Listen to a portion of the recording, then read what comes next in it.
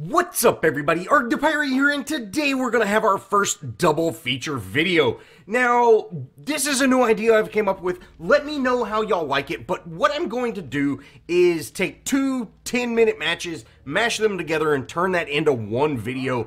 Because, guys, I've had an absolute ton of 10-minute matches lately, and I really don't enjoy posting a 10-minute video. Or, you know, it'd be 7 minutes by the time I sped it up and everything. So, I've got the idea of actually mashing two of them together, creating one video that kind of just shows the early game, what the build I'm going for in the early game, and kind of just show off that god rotations, things like that, because the early game is the most important in my opinion. If you have a rough early game, you're probably going to have a rough late game. But enough about that, let's get into this Sobek solo guide. Now, my starting build's going to be Warrior's Blessing, Imperial Helmet, which is the rank 1 of that Celestial Legion helm, 3 healing potions and 1 mana potion, and then Teleport Glyph for my relic. And then I'm going to build into Shoes of Focus, Celestial Legion helm, Void Stone Gem, Stone of Gaia, Stone of Binding, Jade Emperor's Crown, and lastly, pick up Thorns.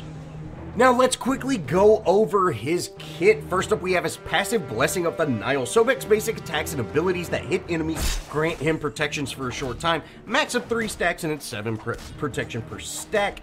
His number 1 is Charge Prey. Sobek charges forward at a frenzy's pace. If Sobek hits an enemy, he does damage and throws the enemy behind him. So basically, you flip that person over your shoulder and you're immune to knockups while charging. His 2 is Tail Whip. Sobek whips around in a circle, knocking enemies back and doing damage. This is pretty standard. It actually has 2 little circles, so you can hit that and then kind of walk forwards and go into the minions. Alright, now we get into an engagement, so let's kind of put the kit on pause. We're going to actually go in here, and guys, I'm pretty healthy. I'm doing pretty good. You know, I've got my protections up, and you can see they're chunking me down, but they're not doing anything to me. And if I can hit level 3, I'll be able to throw someone into my tower and delete them.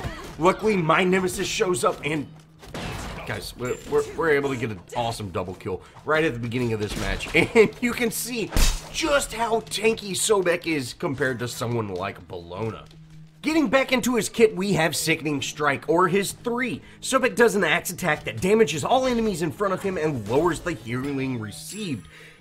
In addition, Sobek heals for each enemy hit up to 3. So basically, he's got inherent anti-heal, guys, and it's 50% reduction anti-heal. That's huge, and it works very, very well in the solo lane because, you know, a lot of warriors, if you're going against a warrior, have that kit that, you know, hey, they need those heals, and you're taking them away from them, guys. It works so well. I love Sobek solo lane.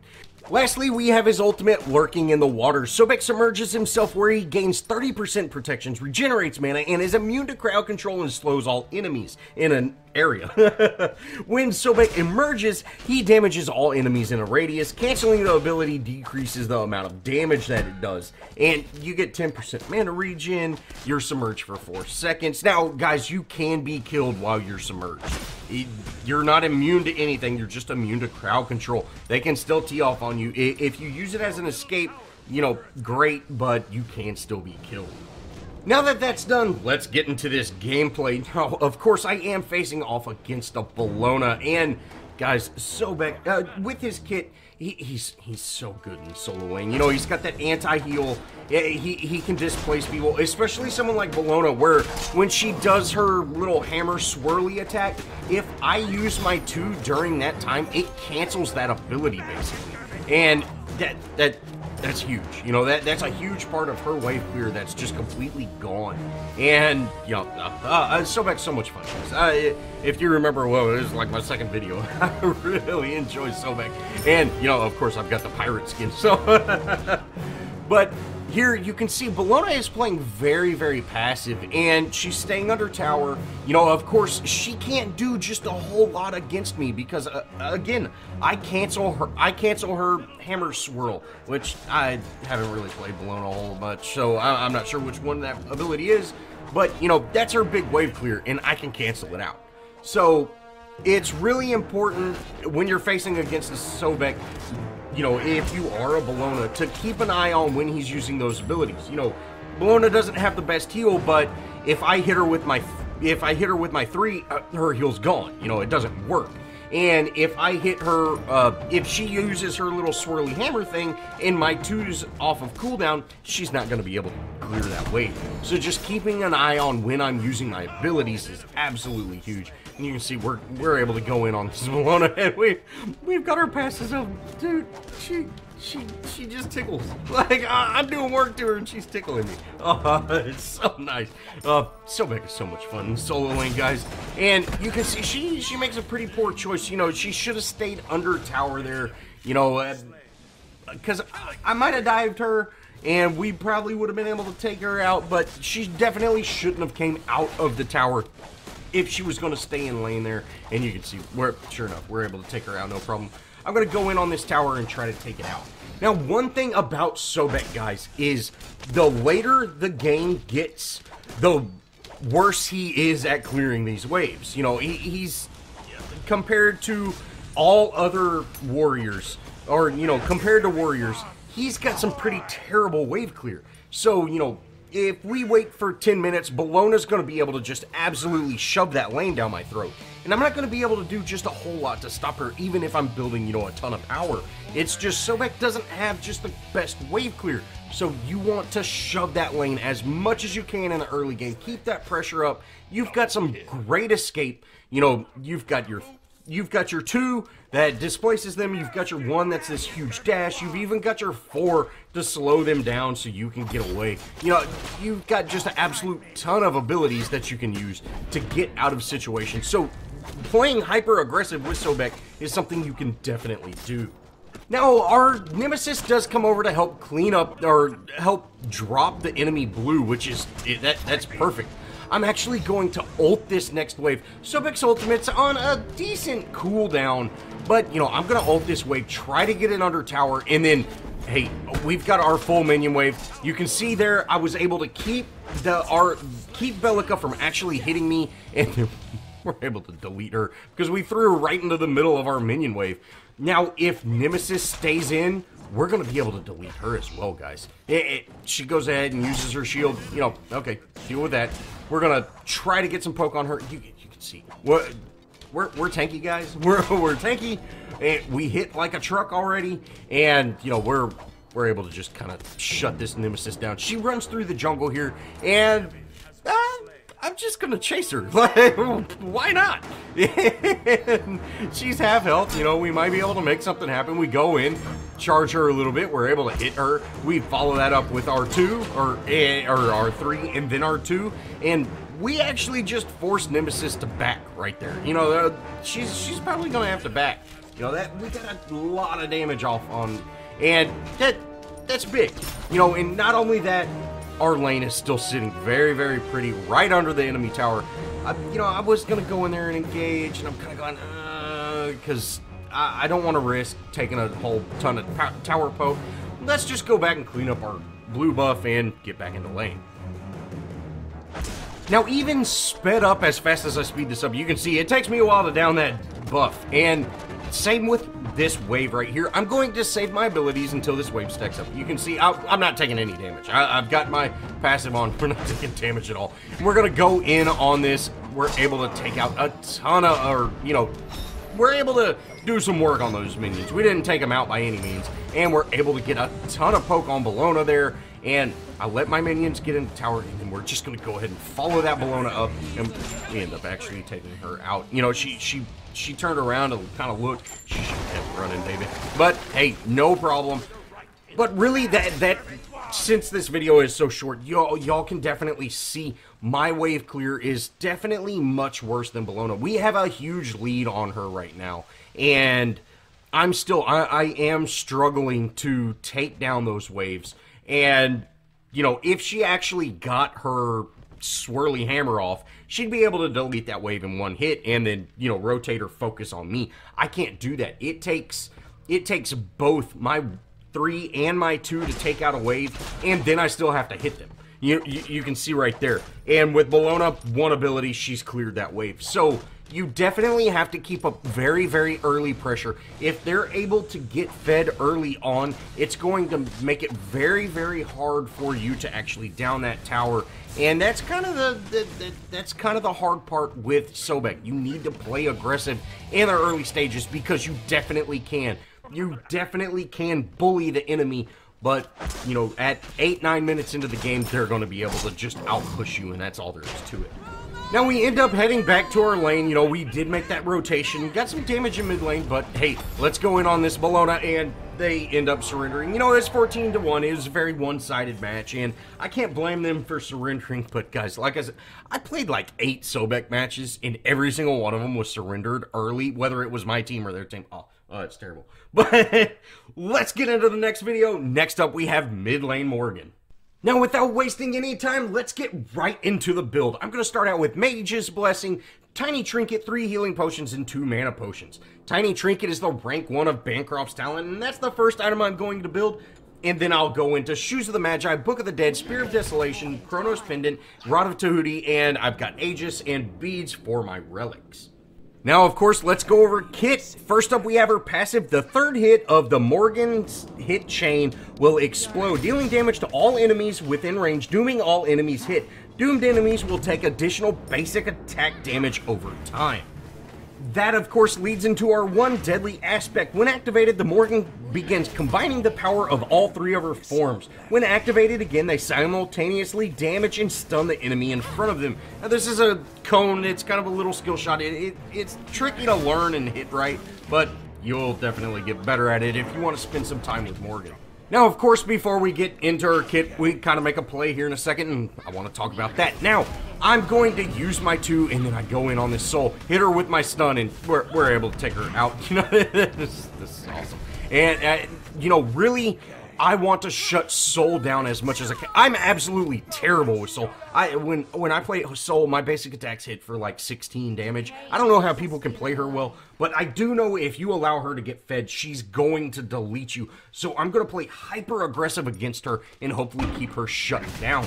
And, you know, hey, we're starting off pretty strong. But that leads us into our 2, Dark Omen. The Morrigan launches a wave of dark magic at her enemies that deal damage. Deals bonus damage to minion and applies an omen to enemy gods for 8 seconds. Gods with the omen will take bonus damage the next time they are hit by any damaging ability. So this, you're basically buffing or giving them a debuff where they take increased damage from anybody. It's awesome.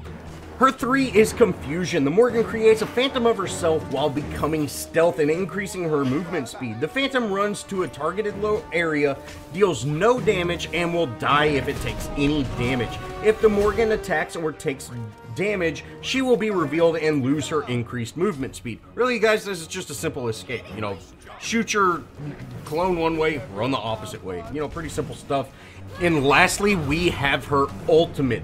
The Morrigan selects a god from the current match to become a copy of and cleanses herself of all effects.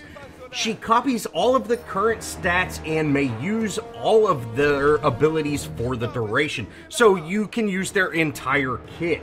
She retains her own relics and cannot use consumables. The rank of her abilities will transfer to the skills of the gods that she is copying. This ability will be increased to match the target god's ultimate ability cooldown. You may hover over a target and cancel to pre-select them, so you do not need the cursor to activate them. And so basically, guys, when you use your copy, you want to pick the god that is doing well. Let's say if they have, if the enemy team has an Anubis, you know, hyper damage god, that's a great god to turn into because, boom, you can do tons of damage really quick. But if they're not doing well, or let's say they haven't built a single item, you're not going to do anything when you turn into them. So you really want to turn into a god that will benefit your team the best. For example, I'm going to turn into Nizah here in a little bit, and that's really to do that tons of burst damage to one person. But I really don't do a whole lot as Nizah because the enemy Nizah has been, you know, they've been chased out of lane quite a bit. It ends up working out for me, but if I were to turn into, for example, their rat right now, You know, their rat is level 2. He's barely got any items on. You know, he's not doing as well as our rat. If I were to turn into their rat, I would be much weaker than if I were to turn into our rat. I really hope that makes sense. You always want to pick the god that will benefit your team the most, of course. But if you just want to do a ton of burst damage, make sure you're picking the god that is doing work. You know, don't pick the god that's not building items and been chased out of lane 15 times. Alright, let's go into the gameplay now. Now, I've done a fairly decent job of chasing Sol out of lane. You know, we did get a kill on her, and we chased her out already once. You know, so we've got her back a couple of times, and that's great. And from here, you know, I'm going to just continue my farm. My 2 does bonus damage to minions, so we definitely want to take them out on minions. You know, I missed my 1. The range on your 1 is just deceiving to me. But, hey, that's fine. I'm trying to go in on Sol a little bit, and then I see Rat show up. Even though Rat is very low, I don't have a whole lot of mana. I'm not going to risk going in on that. I'm going to back off, and then I see, hey, Rat isn't chasing. It looks like everything's calmed down. I'm going to then head over to this side camp and take this side camp out. And guys, I highly recommend taking these side camps out. Don't back up so far it resets them. That's terrible, and that's what I did because I'm terrible.